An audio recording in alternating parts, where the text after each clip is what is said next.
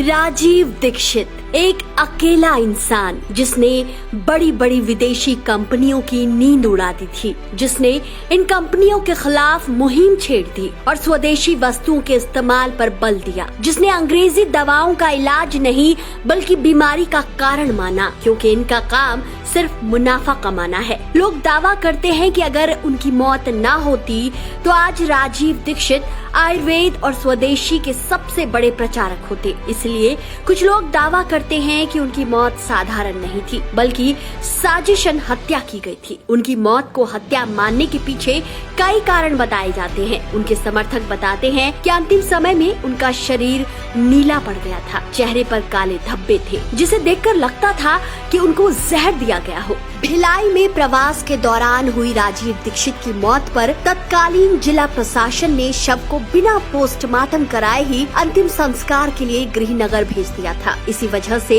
इस शक की बुनियाद और मजबूत हो गई कि शायद यह सब एक साजिश के तौर पर किया गया हो। राजीव दीक्षित के बारे में मौजूद मीडिया रिपोर्ट्स के मुताबिक वो 2009 में बाबा रामदेव के संपर्क में आए थे। दावा किया जाता है कि उन्होंने ही रामदेव को देश की समस्याओं और काले धन के बारे में बताया, जिससे रामदेव बहुत प्रभावित हुए और दोनों साथ में काम करने के लिए सहमत हो गए। इंटरनेट पर उपलब्ध जानकारियों के मुताबिक भारत स्वाभिमान आंदोलन शुरू करने के दौरान राजीव दीक्षित और रामदेव ने शपथ ली थी कि हम केवल कुशल लोगों को मतदान करेंगे, हम दूसरों को 100% मतदान के लिए प्रेरित करेंगे, हम भारत को विश्व शक्ति बनाएंगे, हम भारत को पूरी तरह से स्वदेशी बनाएंगे और बुद्धिमान ईमानदार लोगों को जोड़कर देश के विकास में लाएंगे। इस आंदोलन के तहत राजीव और रामदेव ने योजना बनाई थी कि लोगों को अपने साथ जोड़ने के बाद 2014 में वे देश के सामने अच्छे लोगों की एक नई पार्टी का विकल्प रखेंगे और लोकसभा चुनाव में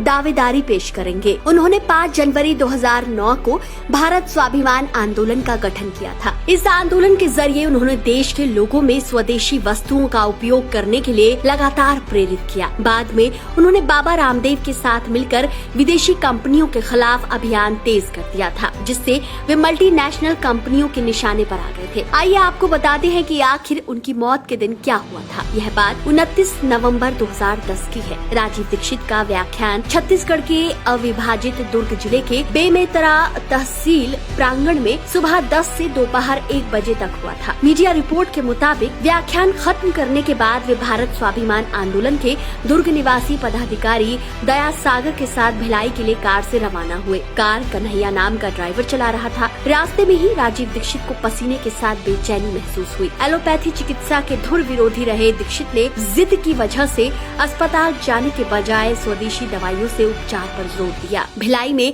अक्षय पात्र फाउंडेशन के पास उसी दिन शाम 4 बजे से उनका व्याख्यान होना था, लेकिन तबीयत ठीक नहीं होने से वे दया सागर के दुर्ग जिले में स्थित निवास पर पहुंचे। यहीं पर वे बाथरूम में गिर गए, पर बाबा रामदेव के फोन पर समझाने पर वे अस्पताल जाने के लिए तैयार हुए। राजीव दीक्षित को दया सागर के निवास से तत्काल सेक्टर 9 स्थित अस्पताल ले जाया गया। यहाँ पर डॉक्टर शशिकांत सक्सेना ने उनका प्रारंभिक उपचार तो किया, लेकिन हार्ट अटैक से संबंधित बेहतर इलाज की सुविधा नहीं होने के चलते उन्हें BSR अपोलो अस्पताल रेफर कर दिया गया। यहाँ डॉक्टर दिलीप रत्नानी की देखरेख में उनका उपचार शुरू हुआ, लेकिन रात 1 से 2 बजे के बीच राजीव दीक्षित की मौत हो गई। उस वक्त डॉक्टर रत्नानी ने उन्हें गंभीर हृदयाघात होने की जानकारी प्रशासन और मीडिया को दी थी। मीडिया रिपोर्ट के मुताबिक मौत के बाद राजीव का शव नीला पड़ गया था। ऐसे में हार्ट अटैक से मौत बताए जाने और फिर पोस्टमार्टम नहीं कराए जाने पर सवाल खड़े हो गए। बिना पोस्टमार्टम कराए ही 1 दिसंबर 2010 को दीक्षित का शव हवाई मार्ग से गृहनगर भेज दिया गया। उनकी मौत का कारण